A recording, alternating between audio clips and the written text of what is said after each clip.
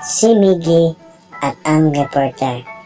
Sabi ng reporter, "Sir, 130 years old ka na pala.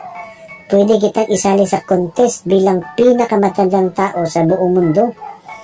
Sabi ni Miggy, "Ay, hindi pwede, sir. May magagalit." Sabi ng reporter, "Sa tanda niyong yan, may magagalit pa sa inyo?" Sabi ni Miggy, "Tatay ko, sir." Sabi ng reporter, "Bakit? Nasaan ba tatay mo, sir?"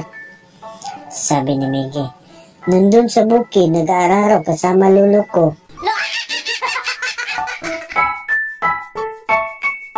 Si Kulas at si Kaloy.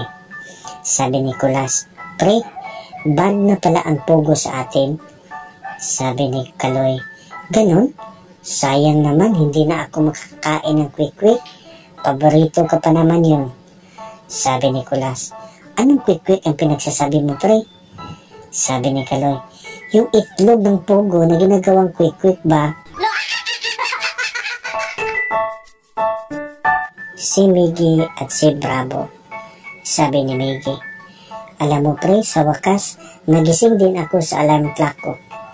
Sabi ni Bravo, "Bakit, pre? Sira ba dati yung alarm clock mo?"